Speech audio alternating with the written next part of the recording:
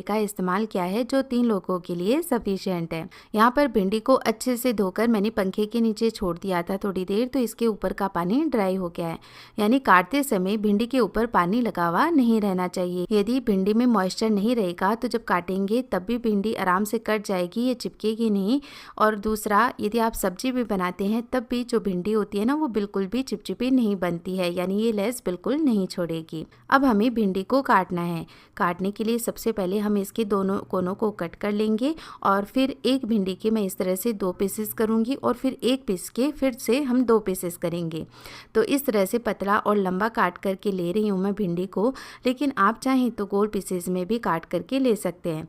लेकिन इस तरह से जब हम काटते हैं ना, तो जो भिंडी के अंदर की लेस होती है वो ईजिली ख़त्म हो जाती है, भिंडी बहुत ही बढ़िया क्रिस्पी भी हो जाती है। तो ये सारी भिंडी मैंने काट करके तैयार कर ली है और अब हम लेंगे एक मिक्सिंग बोल। अब इसके अंदर डालेंगे हम कुछ पाउडर मसाले। तो मसालों में मैं ले रही हूँ 1.5 चम्मच धनिया पाउडर, ये आप सबसे ज़्यादा इस्तेमाल करें मसालों में। फिर डालेंगे 3/4 चम्मच लाल मिर्च का पाउडर, आधी चम्मच मैं कश्मीरी लाल मिर्च का पाउडर इस्तेमाल कर रही हूँ। इससे सब्जी का कलर बहुत ही अच्छा आएगा, लेकिन ये टोटली ऑप्शनल है। फिर इसमें आधी चम्मच डालेंगे हल्दी पाउडर, 1 चम्मच डालेंगे अमचूर का पाउडर, या आप इसकी जगह लास्ट में नींबू के रस का इस्तेमाल भी कर सकते हैं सब्जी बनने के बाद। साथ ही इसमें मैंने 2 चम्मच बेसन भी ऐड कर लिया है और स्वाद के अनुसार नमक भी अभी डाल देंगे और बस सारी चीज़ों को हम बढ़िया से मिक्स कर लेंगे। तो भिंडी के ऊपर डायरेक्ट ये एक एक चीज़ें ना डाल करके, यदि आप पहले ही सारी चीज़ों को एक जगह मिक्स कर लेते हैं फिर इसमें भिंडी डालते हैं, तब भिंडी और भी अच्छे से लिपट जाती है इन मसालों और बेसन के साथ। बेसन डालने से जो भिंडी होती है वो टेस्टी भी बनती है और वो बिल्कुल भी चिपचिपी नहीं रहती है।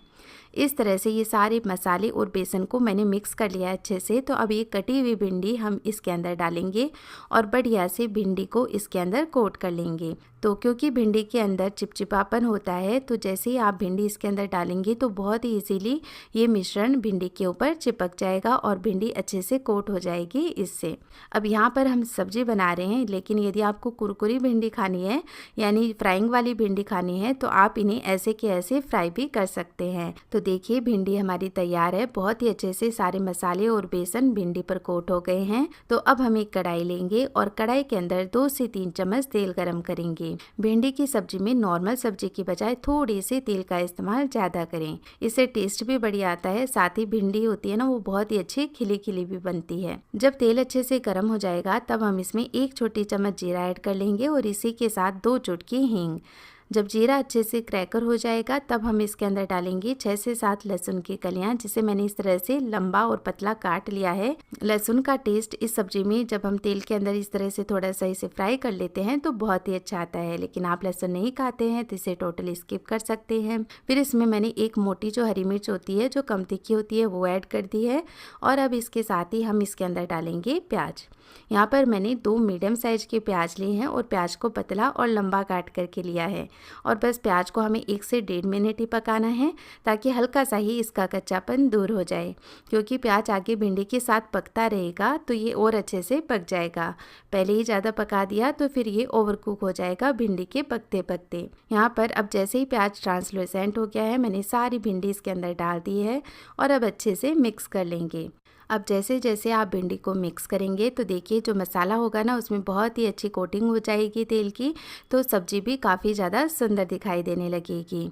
अब जो सब्जी है वो हमें खिली खिली भी चाहिए, भिंडी का कलर भी अच्छा चाहिए और ये अच्छी सॉफ्ट भी हो जाए यानी अच्छे से पक जाए। उसके लिए आप क्या करें कि कढ़ाई को थोड़ी देर के लिए कवर कर दें और गैस का फ्लेम लो रखें। बीच बीच में हम ढक्कन हटा करके इसे चलाते रहेंगे, तो इस तरह से भिंडी का जो कलर होगा वो भी मेंटेन रहेगा और दूसरी भिंडी अच्छे से पककर सॉफ्ट भी हो जाएगी। तो यहाँ पर लगभग 4 से 5 मिनट मैंने भिंडी को लो फ्लेम पर पका लिया है।